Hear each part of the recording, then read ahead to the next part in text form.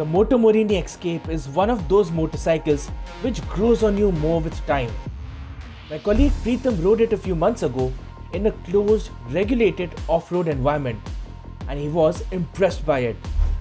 But this time around, we spent a little more time with the motorcycle.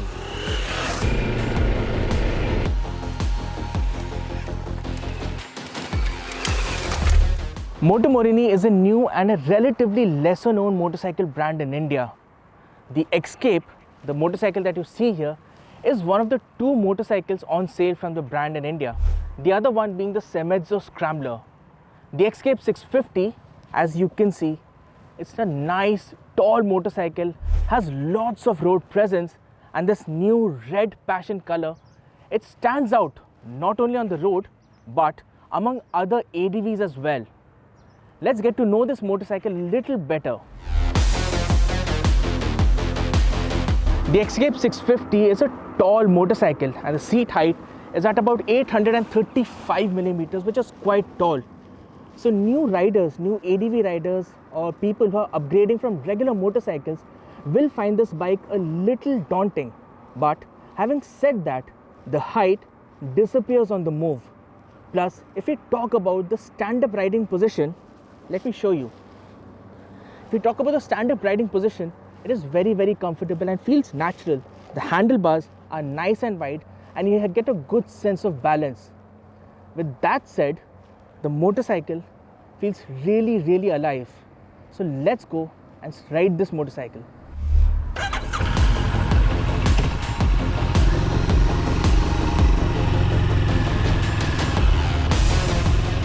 The X-Cape 650 gets a 649cc parallel twin engine that is liquid cooled and makes 59 brake horsepower at 8250 rpm along with 54 Newton meters of peak torque at 7000 rpm. It may not make for fancy reading, but the motorcycle is bristling with power, and while the bottom end isn't exactly serving up dollops of pulling power, the mid-range and the top end more than make up for it.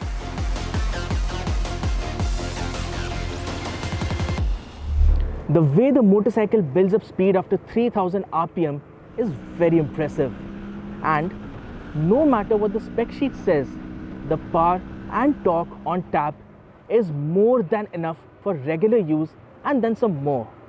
What could have been slightly better is the gear shifts. Right now it feels a little clunky and it is not so smooth. On tarmac, the motorcycle handles smoothly and it can be hustled on traffic-laden roads and around a corner too.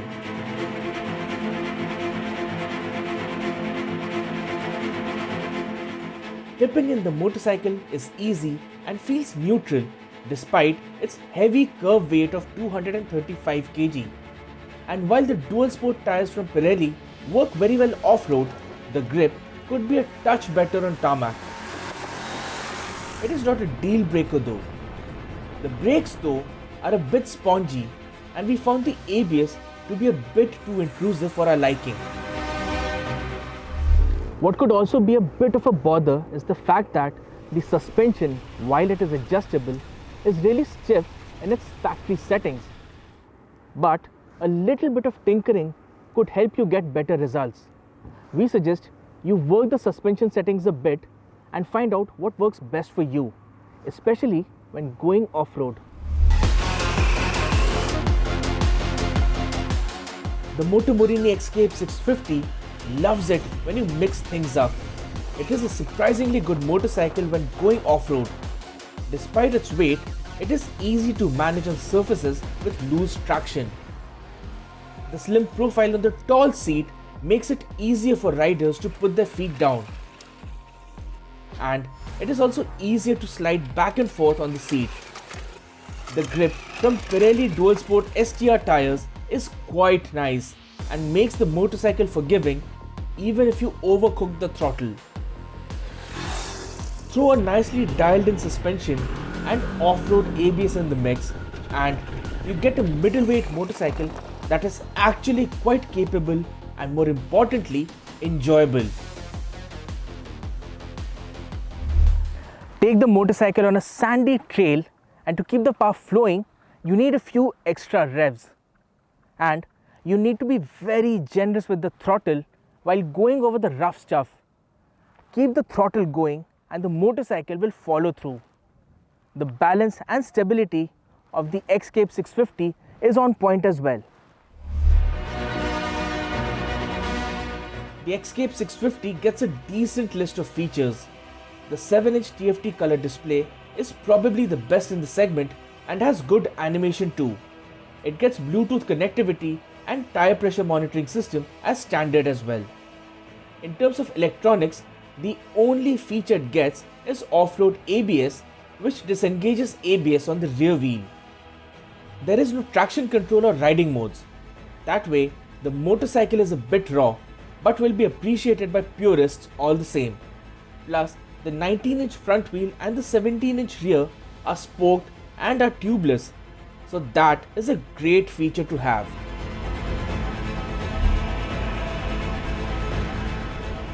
We really like the edgy design. It gives the motorcycle oodles of character. It has a tall striking stance, looks imposing, and will get the heads turning on the road, guaranteed. What is also quite likable is the fact that the fit and finish and the quality of materials used feels premium too. Especially the backlit switchgear and the paint on the motorcycle.